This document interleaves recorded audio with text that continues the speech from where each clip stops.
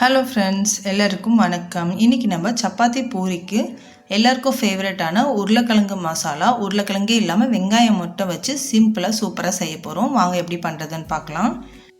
3 பெரிய வெங்காயம் எடுத்திருக்கேன், 4 பச்சை மிளகாய், ஒரு கொத்து கருவேப்பிலை, 2-3 பல் பூண்டு எடுத்திருக்கேன். இவ்வளோ தாங்க இதுக்கு தேவையான பொருட்கள். இப்போ ஸ்டவ்வில் ஒரு பேன் வச்சுக்கலாம். 2 டேபிள் ஸ்பூன் ஆயில் சேர்த்துருக்கேன். 1/2 ஸ்பூன் கடுகு சேர்த்துக்கலாம். 1 ஸ்பூன் உளுத்தம்பருப்பு, 1 ஸ்பூன் கடலைப்பருப்பு சேர்த்துட்டு இது நல்லா பொரிய விட்டுடலாம். இது நல்லா பொரிஞ்சு வந்ததுக்கப்புறம் இப்போ நம்ம கட் பண்ணி வச்சுருக்க பச்சை மிளகாய் ஆட் பண்ணிக்கலாம். உங்களுக்கு காரத்துக்கு ஏற்ற மாதிரி நீங்கள் ஒன்று கூட்டி கூட சேர்த்துக்கலாம். 2 பல் பூண்டு இடித்து வச்சுருக்கேன், அதுவும் ஒரு கொத்து கருவேப்பிலை எடுத்து வச்சுருந்தோம் இல்லையா, அதையும் சேர்த்துட்டு நல்லா இந்த மாதிரி எண்ணெயில் கொஞ்சமாக வதக்கி விடுங்க. இப்போ நான் 3 பெரிய வெங்காயம் எடுத்திருக்கேன், அதை இந்த மாதிரி நீல வாக்கில் கட் பண்ணி வச்சுருக்கேன், அதையும் இதோடு சேர்த்துக்கலாம். இந்த மாதிரி நீட்டாக கட் பண்ணும்போது நம்மளுக்கு மசாலா அந்த வெங்காயத்தோடு சாப்பிடும்போது ரொம்ப சூப்பராக இருக்கும். இது வதங்கிறதுக்காக கொஞ்சமாக உப்பு சேர்த்துக்கலாம். சேர்த்துட்டு இப்போ இது எண்ணெயில் நல்லா வதங்கட்டும். வெங்காயம் வதங்கிட்டு இருக்கட்டும். இப்போ நம்ம ஒரு பவுலில் 2 ஸ்பூன் கடலை மாவு எடுத்துக்கலாம். இதுக்கு பதில் நீங்கள் பொட்டுக்கடலை மாவு கூட சேர்த்துக்கலாம். இந்த கடலை மாவில் கொஞ்சமாக தண்ணி மிக்ஸ் பண்ணி நம்ம கட்டியே இல்லாமல் கரைச்சி வச்சுக்கலாம்.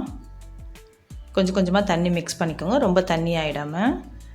இந்த மாதிரி கட்டிகள் இல்லாமல் இந்த மாதிரி கரைச்சிக்கலாம். இப்படி ஊற்றுனா இந்த மாதிரி ஊற்றுற மாதிரி வரும். இதை தனியாக வச்சுப்போம்.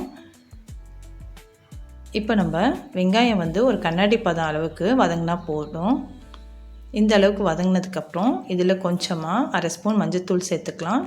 தேவையான அளவு இப்போ நம்ம உப்பு சேர்த்துக்கலாம். முதல்ல வெங்காயம் வதங்கிறதுக்காக கொஞ்சமாக சால்ட் ஆட் பண்ணோம். இப்போ இதில் உப்பு சேர்த்துட்டு இதை லோ ஃப்ளேமில் வச்சு நல்லா இந்த மாதிரி மிக்ஸ் பண்ணி விடுங்க. மஞ்சள்தூளும் உப்பும் வெங்காயத்தில் நல்லா மிக்ஸ் ஆனதுக்கப்புறம் இப்போ நம்ம கரைச்சி வச்சுருக்கோம்ல இந்த வெங்காயத்தில் இப்போ நம்ம அதை சேர்த்துக்க போகிறோம். சேர்த்துட்டு இதுக்கு இப்போ கொஞ்சமாக தண்ணி மிக்ஸ் பண்ணலாம். ஒரு 3/4 டம்ளர் அளவுக்கு இன்றைக்கி தண்ணி நான் அதிலே ஊற்றி சேர்த்துட்டு இதோடு சேர்த்துக்கிறேன். ஏன்னா நம்ம அது வேகும் போது இன்னும் கொஞ்சம் கெட்டியாக வரும், அதனால் தண்ணி மிக்ஸ் பண்ணிவிட்டு இப்போ அந்த வெங்காயம் கடலை மாவு தண்ணி எல்லாம் ஒன்று சேர்ந்து நல்லா கலந்து விட்டுக்கலாம். கலந்துட்டு இப்போ இதை ஒரு மூடி போட்டு கொஞ்ச நேரம் மூடி வைக்க போகிறோம். ஒரு 2-3 நிமிஷம் வரைக்கும் மூடி வச்சாலே போதும். ஸ்லோ ஃப்ளேம்லேயே வச்சுக்கலாம்.